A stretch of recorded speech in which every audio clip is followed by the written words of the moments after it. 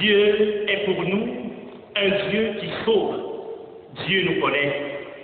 Il nous a même cherchés et il viendra nous trouver encore et toujours, même si dans notre sécheresse intérieure, nous n'attendons plus rien. Lui, le premier, nous a appelés par notre nom, d'un nom que nul ne peut nous ravir. Lui, sans rien négliger en contrepartie, nous offre à chacun de nous, en ce jour, des petites branches de buis, des petites branches de palmiers ou des petites branches d'arbres de paix, annonciatrices de l'entrée solennelle du roi de paix dans la sainte ville, ici et là, en mode confinement, la grâce et la paix. Amen. Tu es là, au cœur de nos vies.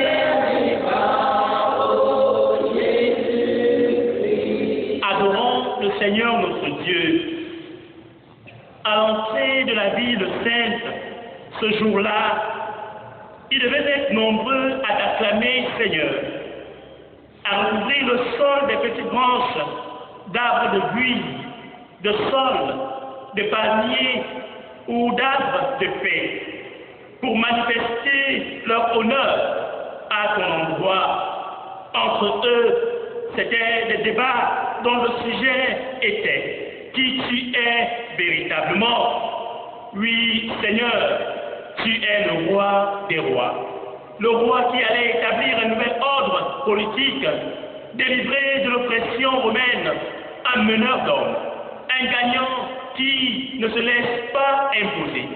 Ce jour-là, c'est le malentendu qui a fait un triomphe.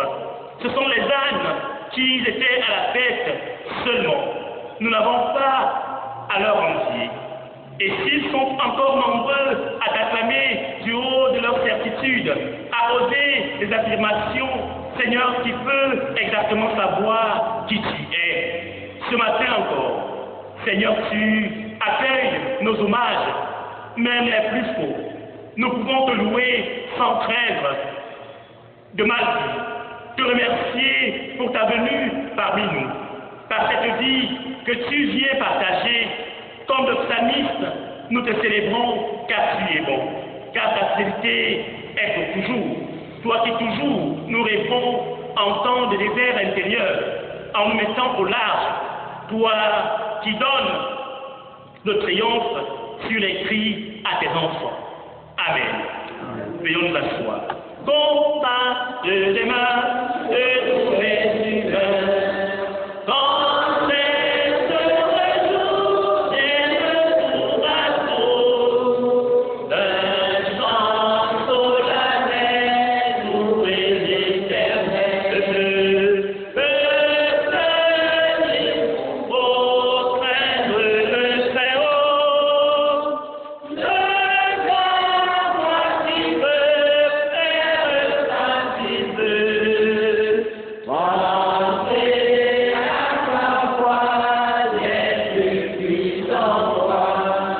prions Dieu, demandons-lui pardon. Dieu révélé en Jésus-Christ, ton Fils qui vient en ton nom, ce n'est pas d'abord une majesté, ce n'est pas d'abord un roi qui règne sur le monde, un maître qui oriente, ce n'est pas un puissant qui juge, c'est un serviteur, le nôtre, qui nous renouvelle lorsque nous sommes tombés, qui nous redresse lorsque la vie nous tord, qui nous tient lorsque nous tremblons, et qui nous protège lorsqu'arrivent les vents impétueux, qui vient jusqu'à nous pour nous décharger des fautes, des transgressions commises inconsciemment ou consciemment. Père, nous avons perdu le nord, nous nous sommes égarés, l'humanité tout entière s'est égarée, nous avons fait de toi notre égal. Nous avons cru en la science plus à toi, Seigneur. Et voilà où elle nous a amenés dans nos portraits, dans nos faits, gestes et vies. Nous avons fait de toi, Seigneur, notre égal. Nous nous sommes comportés comme si nous étions auteurs et acteurs de notre propre existence. Père, prends pitié de nous. Pardonne. Nous nous sommes arrimés à la ruse de Satan. Nous avons inventé pour détruire. Nous avons organisé pour tirer profit. Nous avons initié pour amasser au détriment du service du prochain. Fils de David, Seigneur, aie pitié de nous. Tu ne nous mesures pas à notre sainteté. Tu apportes avec toi, par ton entrée, toute la tendresse de Dieu. Merci Seigneur. Merci notre roi, de nous ouvrir un chemin. Merci Seigneur de nous écouter. Merci de nous pardonner. Par Jésus-Christ, qui vient. Amen. Viens, mon âme, te réclame,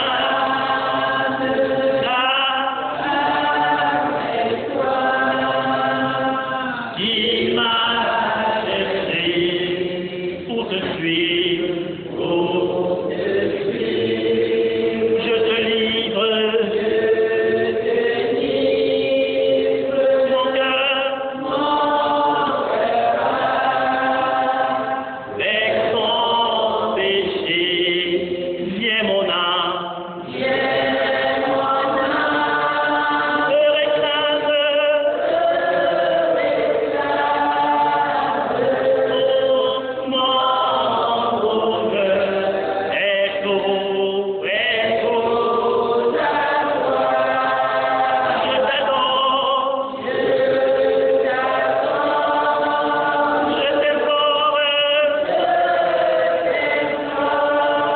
oh Jésus,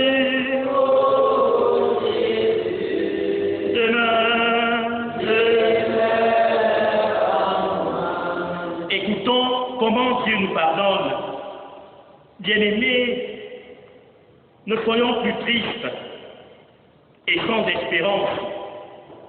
Ne nous laissons pas gagner par la psychose, la panique et la peur que feconde cette pandémie du Covid-19. Le pardon de Dieu nous a rejoints par le triomphal entrée de Christ. Le pardon de Dieu est notre partage. C'est par nous qu'il vient dans nos cœurs. Amen. Veuillons nous lever. Louer, louer.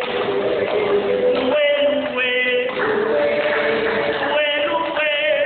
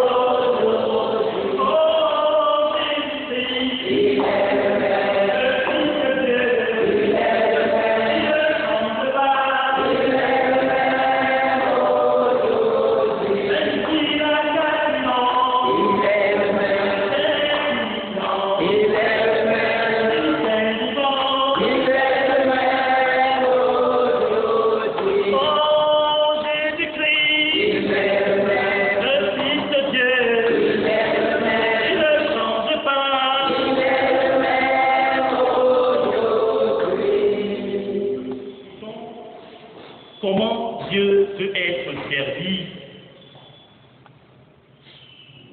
Si mon peuple,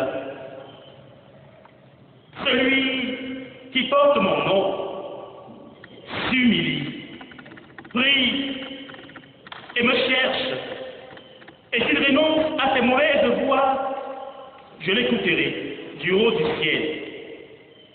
Je lui pardonnerai son péché et je guérirai son pays. Amen.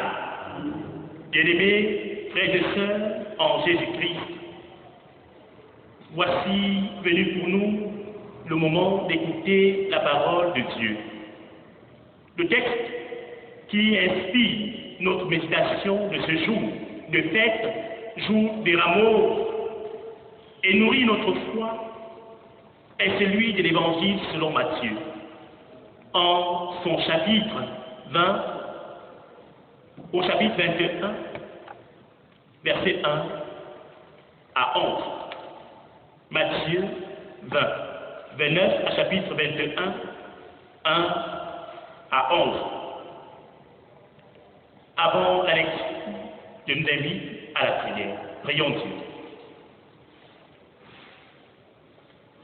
Père, nous y sommes, au creux de ta parole, à travers laquelle tu viens à nous en ce matin. Par ton instrument, Seigneur, dissipe en nous tout esprit de distraction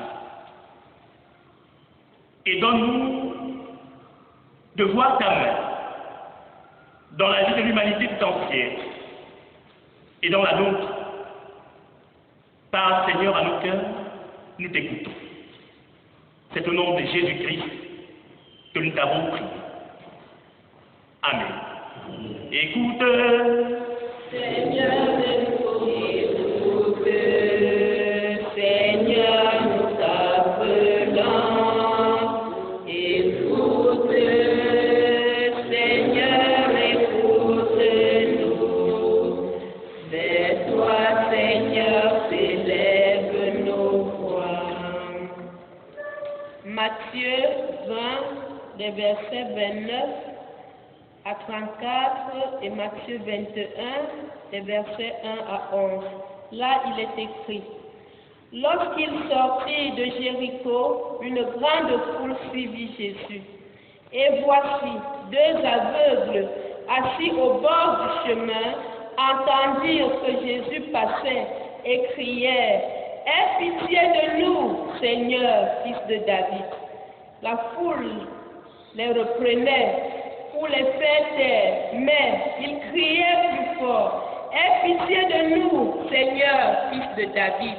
Jésus s'arrêta, les appela et dit: Que voulez-vous que je fasse?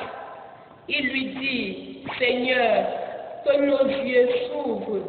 Ému de compassion, Jésus toucha leurs yeux et aussitôt ils recouvrèrent la vue et le suivirent. Lorsqu'ils s'approchaient de Jérusalem et qu'ils furent arrivés à Bethphagée, vers la montagne des Oliviers, Jésus envoya deux disciples en leur disant: Allez au village qui est devant vous. Vous trouverez aussitôt une ânesse attachée et un ânon avec elle. Détachez-les et amenez-les-moi. Si quelqu'un vous dit quelque chose, vous répondrez: Le Seigneur en a besoin. Et à l'instant, il les laissera aller. Or, ceci arriva afin que s'accomplisse ce qui avait été annoncé par le prophète. Dites à la fille de Sion: Voici ton roi vient à toi, plein de douceur et monté sur un âne, sur un ânon, le petit d'une ânesse. Les disciples allèrent et firent ce que Jésus leur avait ordonné. Ils amenèrent l'ânesse et l'ânon, mirent sur eux leurs vêtements et le firent asseoir dessus. La plupart des gens que la foule étendirent leurs vêtements sur le chemin, d'autres coupèrent des branches d'arbres et enjonchèrent la route. Ceux qui précédaient et ceux qui suivaient Jésus criaient « Hosanna au fils de David ! Béni soit celui qui vient au nom du Seigneur! Hosanna dans les lieux très hauts !» Lorsqu'ils entrèrent dans Jérusalem, toute la ville fut émue et l'on disait « Qui est celui-ci » La foule répondait « C'est Jésus, le prophète de Nazareth en Galilée. » Seigneur, ta parole est la lampe sur notre chemin. Éclaire-nous par ta parole. Amen.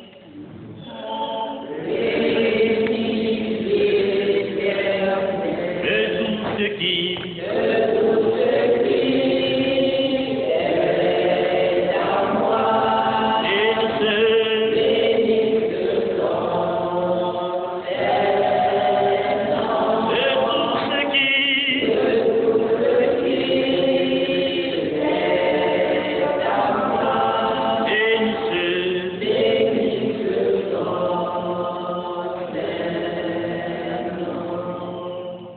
bien-aimé peuple de Dieu, en Jésus-Christ,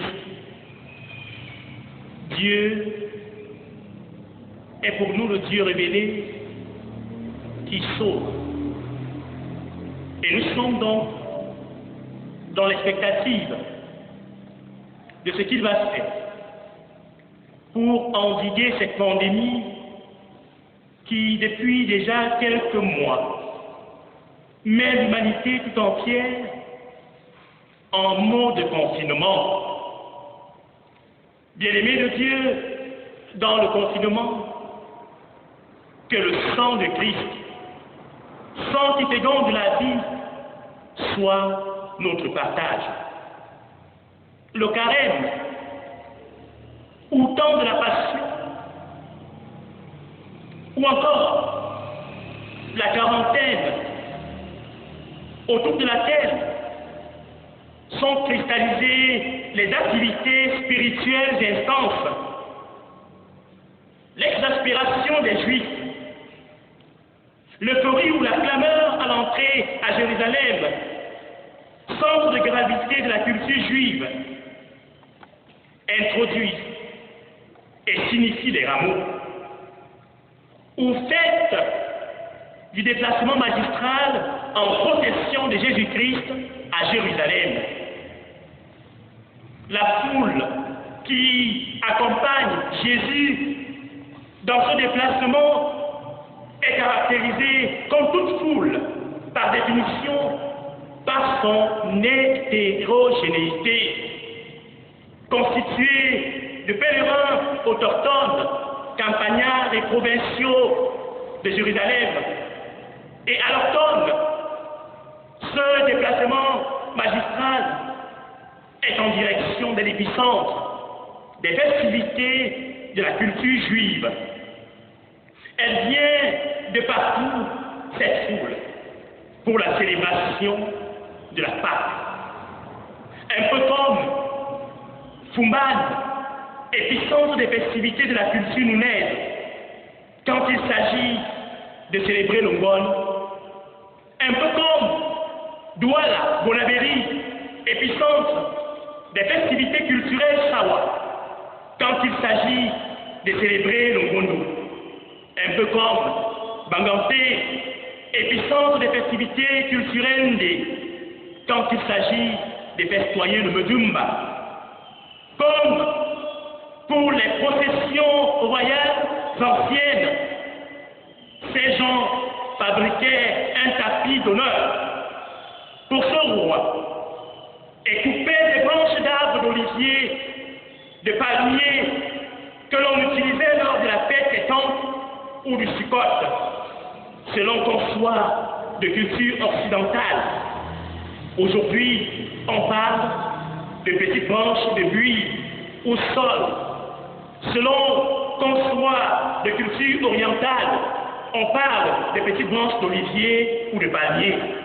Et étant donné la forte démonopolisation ou représentativité de l'arbre de paix en contexte africain, sous la base de l'inculturalité, ces petites branches dites d'arbres de paix peuvent donc être d'usage, pourquoi pas, en ces temps des rameaux. l'entrée en possession de Jésus-Christ à Jérusalem est donc le point de départ, même et le sens, bien aimé, le sens de la procession telle que matérialisée lors des célébrations cultuelles marquées par l'entrée en possession des officiants dans le temple ou la chapelle. L'entrée donc en possession de Jésus à Jérusalem, que nous commémorons aujourd'hui, est fortement teintée d'espérance messianique pour notre enseignement. En l'implémentant tous les dimanches de culte, en implémentant la procession, j'allais dire, tous les dimanches de culte, elle nous révèle que nous accompagnons le Christ, roi, vers sa passion et sa résurrection tous les dimanches et jours de culte spéciaux. Et la croix fixée à l'autel derrière le temple nous rappelle simplement que Jésus-Christ n'est plus sur la croix. Il est réveillé sur le deuil. Comme on le dit en contexte biblique, il est vivant et agissant. Et les petites branches d'arbres doivent toujours garder leur feuillage vert pour rappeler deux choses fondamentales. La première, l'expérience. Gardons les yeux fixés vers l'avenir. Peu importe les difficultés, peu importe les épreuves. La seconde, la miséricorde. Le cœur de Dieu sans cesse tourné vers la misère des hommes. Le cœur de Dieu sans cesse tourné vers notre misère. La fête des rameaux donc est le seuil qui nous introduit, nous situe et nous accompagne année après année à la célébration de la Pâque, qui de tradition se confine dans toute une semaine dite pascale, comme celle que nous apprêtons à vivre dès demain. Cette année, nous sommes appelés à la célébrer selon que l'Esprit Saint de Dieu nous orientera, malgré la situation de crise sanitaire internationale qui nous impose un vécu en mode confinement, mais nous ouvre à un autre paradigme, nous ouvre à un autre fuseau d'entretien de notre vie spirituelle en Église, l'adoration en esprit et en vérité. Ce dimanche donc est le seuil d'un devoir de souvenir de ce que Christ, le Fils de Dieu, du seul et unique vrai Dieu, a fait et enduré pour nous. Aujourd'hui, sous fond commémoratif, il entame la marche décisive vers le sommet de son existence terrestre. Conscient de la portée d'un tel événement pascal et compte tenu de la finalité messianique, Jésus monte à Jérusalem.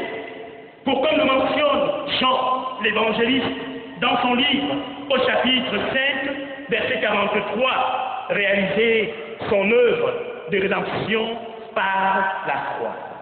À cette étape de son entrée qualifiée de triomphale, bien aimé, une scène va se produire. Une foule de gens qui faisaient un mouvement avec Jésus, et il y avait là 2 aveugles. Mais il devait y avoir dans la ville et dans la région entière des aveugles tombés par dizaines. Non seulement parce que la cécité était extrêmement répandue à cette époque, avec la mutation des manifestations qu'elle avait, mais aussi, bien sûr, par sa proximité de Jérusalem, il poussait une plante naturelle à côté de Jérusalem. Il poussait une plante naturelle, la balsamina, populairement connue pour ses vertus thérapeutiques, comme herbe du mal d'œil et des aveugles. On plaçait ces graines sous la paupière et dans le conduit lacrymal pour retrouver la vie. Mais l'on notait sa rareté. L'on notait la rareté de la balsamina. À cette époque-là, l'on notait sa rareté. Qu'est-ce qui pouvait expliquer cette rareté? La question Je me suis posé. Qu'est-ce qui pouvait, bien aimé, expliquer cette rareté? Deux raisons. La première, haute importance thérapeutique de la balsamine. La deuxième raison, forte demande de la plante du fait de l'extrême expansion de la cécité, à l'exemple de la chloroquine, du professeur Didier Raoult, aujourd'hui, autour de laquelle, à cause de sa rareté, s'est développé le triomphalisme par des entrepreneurs de crise. Le triomphalisme ici cherche à atteindre le but par des raccourcis. Le politicien veut atteindre le but par des raccourcis. En ces temps de coronavirus, les chercheurs veulent avoir les prix Nobel par des raccourcis. En ces temps coronavirus, même le commerçant. Et là, on assiste à l'inflation des prix de nécessités élémentaires sur le marché. Tout ce qui est au marché aujourd'hui et qui soigne le corona passe, le ninja passe, ail passe, le citron passe, aloe vera passe. Et comme la balsamine, on observe leur rareté.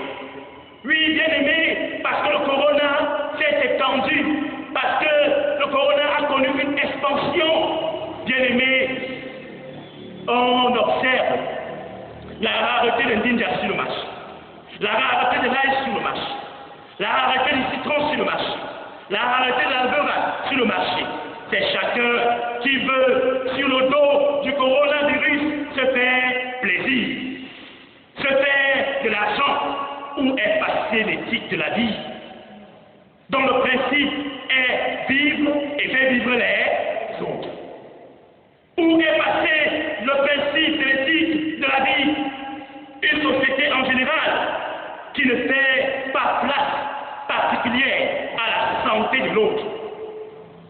Cela doit être un défi énorme que de vivre dans un tel contexte. Dans un pays comme le nôtre, où sur 10 régions, on compte pratiquement près de la trentaine de bonbonnes bien-aimées d'oxygène. C'est une mort certaine. Ceci démontre à suffisance que nous sommes dans une société où la miséricorde n'est pas attachée au cœur de l'homme. Nous sommes dans une société où la miséricorde n'est pas attachée au cœur humain. Les aveugles, à peine ont-ils entendu qu'arrivait Jésus, qu'ils se mettaient à crier « Seigneur, fils de David, aie pitié de nous !» Même s'ils ne voient pas ces aveugles, de leurs yeux, leur compréhension de Jésus est remarquable. Même si ces aveugles ne voient pas de leurs yeux Jésus, leur compréhension de Dieu est remarquable. Et c'est ce qui, pour eux, a compté. La compréhension de Dieu a compté pour eux. Ils ont compris que Jésus-Christ accomplit les prophéties, qu'il est celui que Dieu envoie pour sauver l'humanité, celui qui accomplit la promesse d'Ésaïe. Alors s'ouvriront les yeux des aveugles, s'ouvriront les oreilles des sourds. Seigneur, fils de David, aie pitié de nous. Oui, bien-aimés de Dieu, ces aveugles, ces victimes de cécité, à travers leur cri à Jésus-Christ, ont exprimé le besoin de l'action de Dieu, le besoin de la miséricorde de Dieu, fort des reproches que leur faisait la foule pour leur faire taire. Cette foule, aujourd'hui, peut être constituée en cette virulente pandémie Covid-19 qui secoue le village planétaire. Et donc, le risque est de nous empêcher de continuer à vivre chrétiennement notre foi. Ces aveugles ont fait preuve d'une grande hauteur spirituelle, malgré les épreuves, malgré l'obstacle de leur cécité, malgré les épreuves, malgré les obstacles mis sur leur route par la foule. Ils ont fait preuve d'une grande hauteur spirituelle devant la cécité, qui passait pour être connaissons là une pandémie comme le Covid-19 aujourd'hui. Selon Juge 16, verset 21 et 2 Rois 25, qui mentionne que la cécité était extrêmement répandue dans tout Israël en cette époque-là. Ces deux victimes vont oser. Ils vont oser. Ces deux aveugles vont oser. Voilà le véritable remède. Ils vont oser entrevoir un chemin de salut dans le retour à Jésus-Christ. Voilà le véritable remède. Leur cri, expression du besoin d'action de Dieu, de sa miséricorde, a secondé en eux une grande hauteur spirituelle. Et par la foi, ils ont été restaurés. Bien-aimés de Dieu, Dieu ne nous sauve pas sans nous. Dieu a besoin de toi pour te sauver. Dieu a besoin de ton effort personnel pour te sauver. Dieu a besoin de ton adhésion pour te restaurer. Dieu a besoin de ton attachement, a besoin de ton adhésion pour venir à la ressource. Dieu a besoin que le monde entier participe à son salut afin qu'il s'impose comme être absolu. Il nous sauve avec lui. Malgré le matraquage qui se faisait tout autour de la cécité, les aveugles n'ont pas versé dans le découragement. Ils n'ont pas versé dans la psychose. Ils n'ont pas versé dans la panique. Ils ont espéré. Et dans leur espérance, ils ont cherché la manifestation de l'action de Dieu en Jésus-Christ dans leur état de sécheresse intérieure, dans leur état de détresse corporelle, psychologique et morale.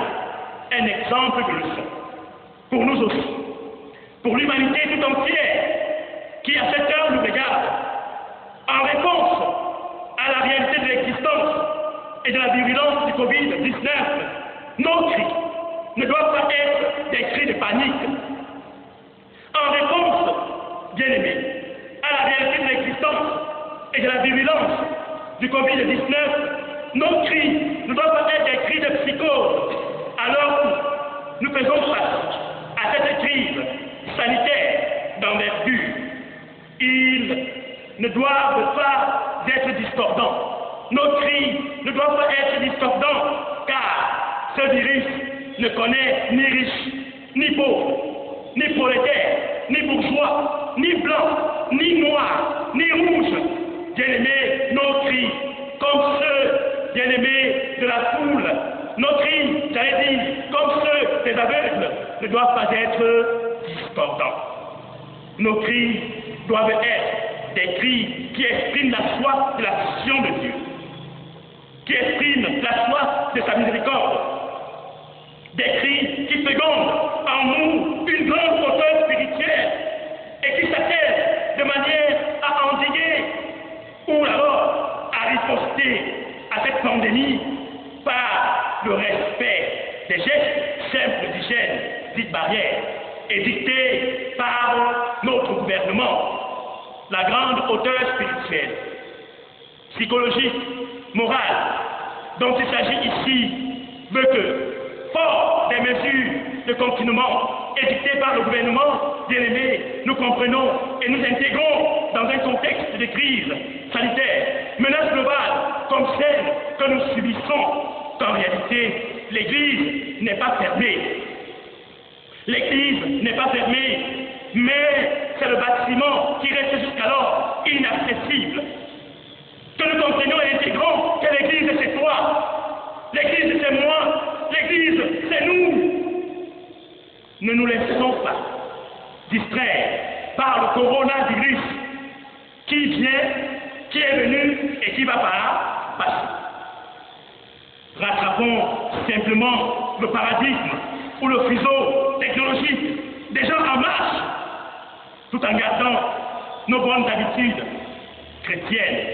Le Christ qui entre à Jérusalem ouvre le portique d'un nouvel fuseau spirituel, d'un véritable paradigme, où c'est alors que nous réaliserons le véritable sens de l'offrande chrétienne. Je suis le chemin, dit Jésus. Il n'a pas dit je suis le temple, mais il a dit je suis le chemin. Et donc, il ne saurait être confiné dans le temps, mais il est confiné et reste confiné dans les cœurs. Crier, c'est aussi disposer de notre temps, de notre talent, de notre trésor, bien aimé. Autrement, en ces temps de crise, nous sommes donc encouragés, en ces temps d'émurement, aux attitudes de grande hauteur spirituelle, aux attitudes de méditation familiale, aux habitudes de culte familial et autres dans leur cécité. Leur crise sanitaire, les aveugles ont gardé le réflexe de la prière fervente, de la persévérance. Ils ont gardé la foi. Faisons donc de même pour ce qui est de notre devoir de chrétien, envers Dieu et envers son Église, institution. Dans la Pentecôte de l'entrée jérusalémite du Messie, 3 points sont mis en lumière. Et l'un vient d'être examiné, notamment le comportement de la foule. À côté de ce point, notons l'obéissance des disciples et l'humilité de Jésus. Parlons de l'obéissance des disciples.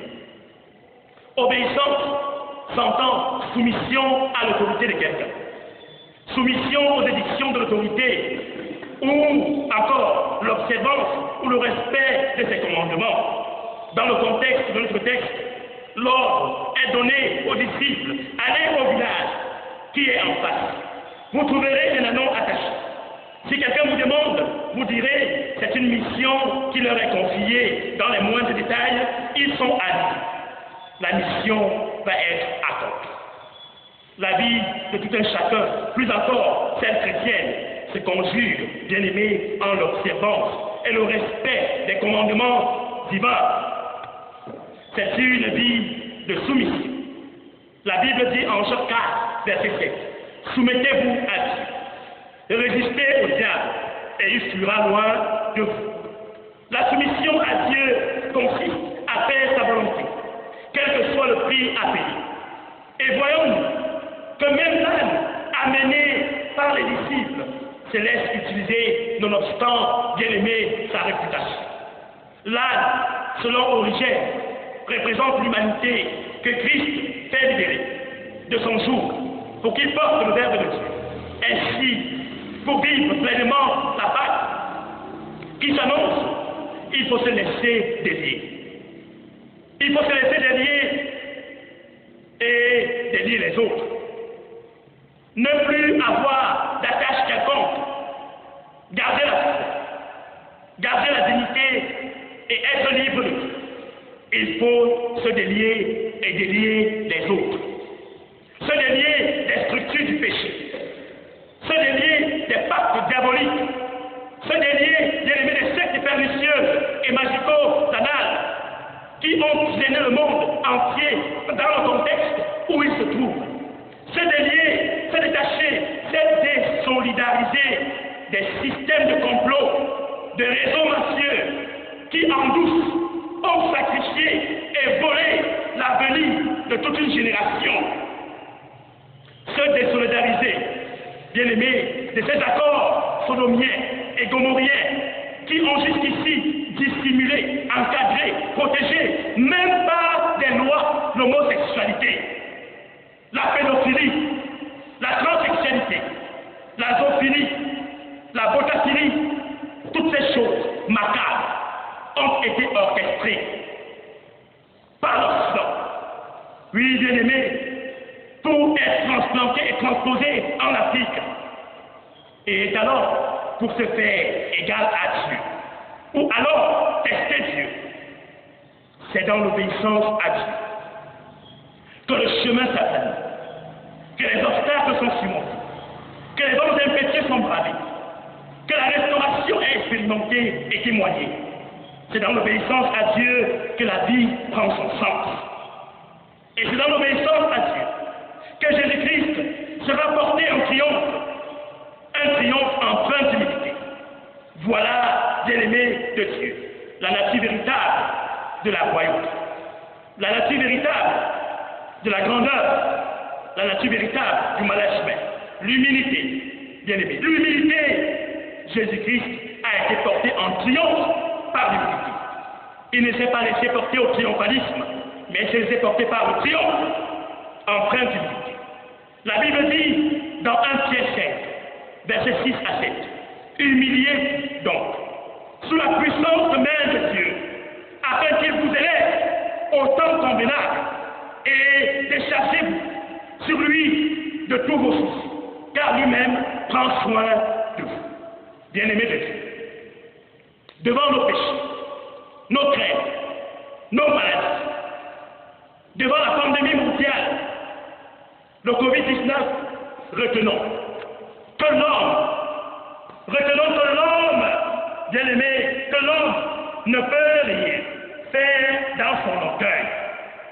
L'homme ne peut rien faire dans son orgueil. L'homme ne peut parvenir à rien dans son orgueil. Dans ses rapports de force, l'homme ne peut parvenir à rien. L'Église elle-même, l'Église ne peut parvenir à la résolution de la crise qu'elle vit en interne dans l'orgueil de ses protagonistes. Nous ne pouvons rien faire dans notre orgueil, dans nos têtes triomphalistes qui vit à monter sur le paquebot à notre monde, à pêcher, à amasser en temps de crise, à se métamorphoser en entrepreneur de vie, en entrepreneur de guerre. Le triomphalisme s'alimente de la confrontation avec nous, du jeu d'élever des rapports de force par son entrée à Jérusalem sur son âme. Jésus-Christ vient détruire le triomphalisme. Jésus-Christ vient détruire le triomphalisme par son entrée à Jérusalem sur son âme, pour nous conduire à la condition de serviteurs, les uns des autres. Il est donc de notre responsabilité éthique, il est donc de notre responsabilité spirituelle d'intégrer comme modèle de vie en citant ici la solidarité, l'humilité et l'obéissance à Dieu. Je le répète, pour nous conduire à la condition de serviteurs les uns les autres. C'est pour cela que Jésus-Christ vient détruire le triomphalisme. Il est donc important, il est donc de notre devoir, éthique et spirituel, d'intégrer comme modèle de vie, en ces temps difficiles, la solidarité, l'unité et l'obéissance à Dieu. Le Covid-19 est là pour nous rappeler que l'ennemi de l'homme, ce n'est pas l'homme. Il est là pour nous rappeler que l'homme n'est pas inférieur à l'homme, peu importe sa race, peu importe sa nationalité, peu importe son ethnie, peu importe sa tribu. Il est là pour nous rappeler que nous devons repenser nos relations entre États, que nous devons repenser notre relation entre continents, que nous devons repenser, bien aimé, la redistribution du patrimoine national et international au regard de ce que nous sommes égaux et avons les mêmes valeurs, bien aimé de Dieu. C'est donc ensemble que nous sommes appelés à triompher dans l'humilité et l'obéissance à Dieu des épreuves que nous impose le Covid-19. Autour donc de nos récepteurs, autour de nos supports médiatiques, nous sommes rassemblés. Nous sommes rassemblés, bien-aimés, comme ces foules. Et nous pouvons, en esprit et en vérité, célébrer ce matin, bien-aimés, notre roi. En lui disant, Hosanna, fils de David, béni soit celui qui vient au nom du Seigneur. Amen. Amen. Hosanna, amen, David.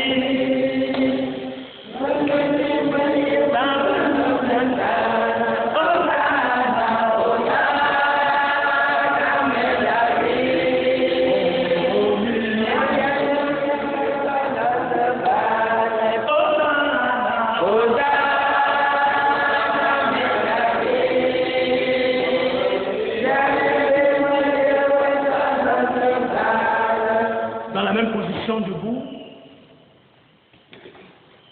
disons ensemble le symbole des apôtres, je crois en Dieu, le Père, Créateur du ciel et de la terre, je crois en Jésus-Christ, son Fils unique, notre Seigneur, qui a été conçu du Saint-Esprit et qui est né de la Vierge Marie. Il a souffert sous Ponce Pilate, il a été crucifié, il est mort, il a été enseveli, il est descendu aux enfers. Le troisième jour, il est ressuscité des morts, il est monté au ciel, il siège à la droite de Dieu, le Père Tout-Puissant. Il reviendra de là pour juger les vivants et les morts. Je crois au Saint-Esprit, je crois à la Sainte Église universelle, à la communion des saints, à la rémission des péchés, à la résurrection de la chair et à la vie éternelle. Amen. Bien-aimés, prions les uns pour les autres. Seigneur, en ce dimanche des Rameaux, jour de fête,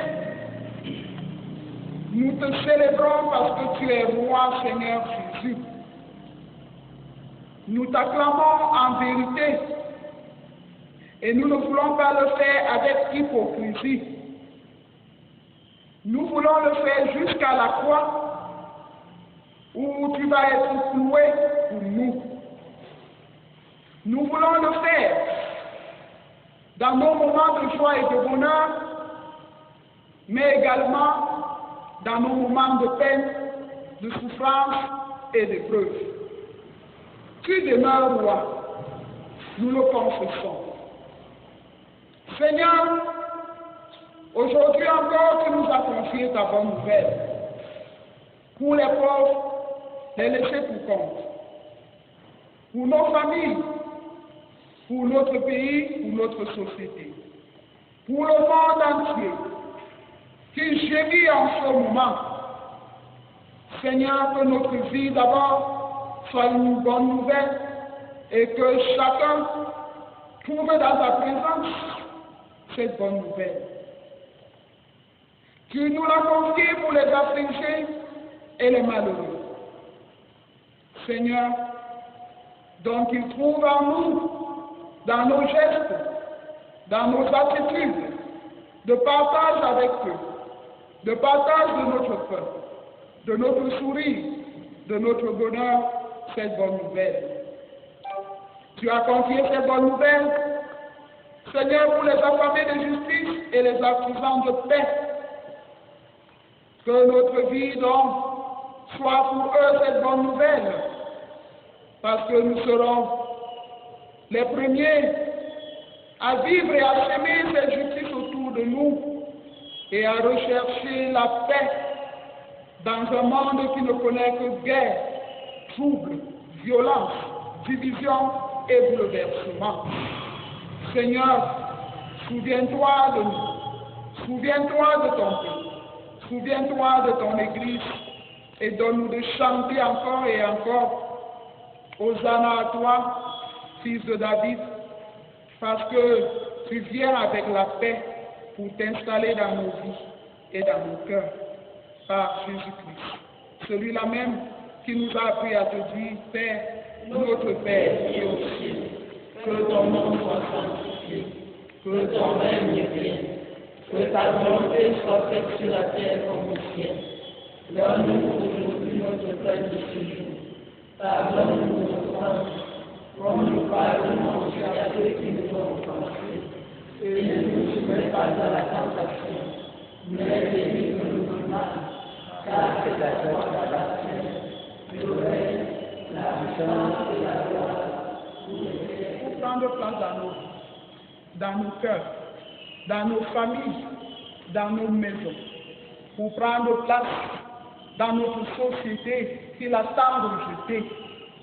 Et pendant qu'il avance, nous sommes sur le chemin, comme ces deux aveugles, nous soupirons, nous sommes en détresse. Pouvons-nous crier à notre roi, Seigneur Maître, aie pitié de nous. Le Seigneur a compassion de nous.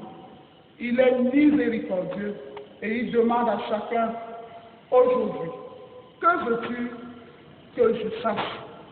Réponds sincèrement au Seigneur à cette question et sa grâce va abonder dans ta vie.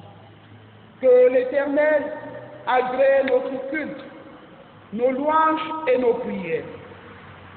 Que la grâce nous soit donnée en Jésus-Christ par la communication du Saint-Esprit. Que la paix du roi de paix soit sur vous et sur vos enfants. Amen. Bon dimanche à nous tous. Nous allons écouter quelques points d'annonce. Veuillez vous asseoir. Bien-aimés chers chrétiens, voici quelques éléments de nos annonces. En ce dimanche de Rameaux, nous célébrons l'entrée triomphale du Seigneur Jésus à Jérusalem. Dès demain lundi, nous aurons la préparation à la Sainte Seine, comme d'habitude. La Semaine Sainte commence également demain et le temple sera ouvert toute la semaine dès 6h à 12h et le dimanche à 8h. Nous aurons également une semaine de chaîne de prière. Les détails vous seront donnés. Donc, dès demain, lundi, nous aurons la préparation à la Sainte Seine. La Semaine Sainte commence également demain avec les méditations tous les soirs. Le temple sera ouvert toute la semaine dès 6h à 12h et le dimanche à 8h. Pendant la semaine prochaine, nous aurons une chaîne de prière et les détails vous seront donnés. Merci, c'est la fin de nos annonces. Oui, bien aimé, juste pour nous rappeler que les méditations du soir, vous les recevrez comme vous êtes en train de recevoir le culte. Et le temple qui est ouvert, c'est pour des personnes qui souhaiteraient un recueillement personnel. Alors, l'équipe de service sera là pour les encadrer. Et la préparation à la Sainte Seine, elle est matérielle. Et comme d'habitude, nous nous sommes organisés avec tout ce qu'il y a comme règles d'hygiène à respecter pour vous accueillir. Merci. Bonne fête encore. Oui, après l'Assemblée générale du 1er mars 2020, nous nous attendions à tenir un conseil d'anciens élargi pour le suivi des résolutions, mais depuis le 1er mars, l'actualité est allée au rythme du Covid et cela nous a amené, en tant que bureau de l'Assemblée, de nous rapprocher du pasteur, des responsables et du conseil d'anciens pour savoir quelle était la conduite à tenir. Une task force a été mise sur pied pour réfléchir sur 3 points, à savoir comment faire pour l'édification continue des fidèles, comment assurer la logistique et la communication, comme ce qui est en train de faire avec la diffusion des cultes chez nous. Et le 3e point portait sur l'animation financière et la couverture des charges minimales de notre communauté. Cette task force a proposé et le conseil d'anciens élargi du 3 avril a pris les résolutions suivantes que je vais lire pour notre information et notre mise en œuvre, en rappelant que le texte sera mis à la disposition sur les groupes dès la fin de ce culte des rameaux. Résolution de la séance extraordinaire du conseil élargi tenue le vendredi 3 avril 2020 dans la paroisse de l'EEC de rue Manguier. Si mon peuple sur qui est invoqué mon nom s'humilie, prie, cherche ma face et se détourne de ses mauvaises voies, je l'exaucerai des cieux, je pardonnerai ses fautes et guérirai son pays. 2 Chroniques 7, verset 14. Le conseil d'anciens, le collège des diacres et des conseillers paroissiaux, les responsables des groupes et mouvements, les représentants du grand groupe, de la paroisse et de ses annexes et lieux de culte, Siégeant en session extraordinaire du Conseil élargi le vendredi 3 avril 2020 à rue Manguier, relevant la nécessité de l'encadrement continu des fidèles en tout temps et en tout lieu, tenant compte de la décision du gouvernement, de l'OMS et des autorités de l'Église interdisant les rassemblements massifs et encourageant le confinement, ont pris les résolutions suivantes. A. Édification des fidèles. 1. Les pasteurs restent mobilisés pour l'encadrement spirituel et un service culturel régulier, notamment les prières matinales, les cultes dominicaux, les cultes de temps de la Passion, etc. 2. Les enseignements seront régulièrement diffusés à travers les moyens de communication électronique accessibles au grand nombre, à savoir WhatsApp, YouTube, Facebook, Twitter et autres. 3. En plus de ces enseignements, le Conseil élargi encourage le culte familial à domicile, selon le calendrier de méditation quotidienne mis à la disposition des fidèles en début d'année. 4. Les responsables des groupes doivent s'assurer que de l'instruction massive de leurs membres sur les réseaux sociaux, y compris par le biais d'un push pour les personnes n'ayant pas la possibilité de se connecter directement. 5. La communauté se doit d'assurer l'accueil et l'orientation de tout fidèle ou toute personne qui visiterait la station pour se recueillir ou tout autre service. Pour ce faire, il sera question de concevoir des affiches pour orienter les visiteurs vers les pasteurs et les responsables disponibles en semaine. Assurer la présence d'une équipe d'accueil en paroisse durant la semaine de Pâques. Les groupes sont chargés de communiquer la liste de leurs visiteurs au conseil élargi pour questions de programmation. Assurer la présence continue des anciens, diacres et ou conseillers paroissiaux dans la station tous les dimanches. Grand B, logistique et communication. Avec l'appui de la coordination des jeunes, il sera question, point 1 du Grand B, de diffuser les méditations quotidiennes via les groupes WhatsApp du Conseil élargi et des groupes et mouvements de notre communauté. D'acquérir, installer et assurer le fonctionnement effectif des moyens de communication électronique de masse, notamment Facebook, YouTube, WhatsApp, Twitter, pour la connexion de tous les fidèles. D'envisager l'acquisition d'une messagerie SMS pour les communications au nom de notre paroisse. D'assurer le marquage des bancs et autres espaces d'une croix à la craie blanche chaque fois qu'ils seront utilisés, afin de s'assurer qu'ils soient désinfectés ou rendus propres avant la prochaine utilisation par les visiteurs. Il s'agit ici des mesures de protection et de non-propagation. B5, la communauté de l'EEC de rue Manguier ne souhaite perdre aucun de ses membres pendant cette épreuve. Les groupes constitués de la paroisse doivent privilégier les réunions virtuelles et à distance. Et chaque fidèle est prié de respecter les consignes données par nos autorités et partenaires. Si un groupe a une obligation de regroupement en communauté, qu'il veuille bien se référer au pasteur pour la conduite à tenir. Grand C, animation financière et couverture des charges de notre paroisse. Le Conseil élargi a pris note du détail des charges incompressibles de la paroisse qui s'élève à un minimum de 1 500 000 francs par mois, couvrant essentiellement les traitements, notamment 5 ouvriers, une secrétaire paroissiale et le concierge, soit 7 personnes, les loyers des Manaboya et de Gousso, les déplacements, les services utilitaires, notamment l'eau, l'électricité, le téléphone, l'Internet, etc. Le Conseil a également pris note des difficultés à souscrire des comptes MTN Mobile Money et Orange Money libellés au nom de notre paroisse pour le suivi séparé de nos transactions financières en cette période difficile et de confinement. Le Conseil élargi a également pris note des contributions statutaires attendues des fidèles en cette période, notamment les collectes ordinaires chaque dimanche et les collectes spéciales du deuxième dimanche, les offrandes chrétiennes et l'action de grâce spéciale Pâques que nous avons l'habitude d'organiser. C2. Le Conseil élargi est unanime que les efforts des fidèles sont attendus en ce moment particulier pour couvrir les charges incompressibles citées ci-dessus, et sur ce, il engage les fidèles à continuer d'apporter leur contribution par transfert sur les comptes Orange Money ou MTN Mobile Money du trésorier paroissial, contre délivrance d'un reçu de versement pour chaque transaction.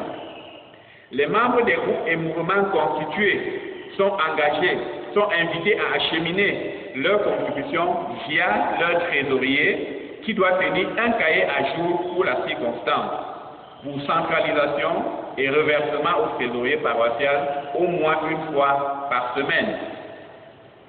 Les fidèles de passage dans la station sont invités à déposer leurs contributions dans le fonds diaconie disponible en paroisse.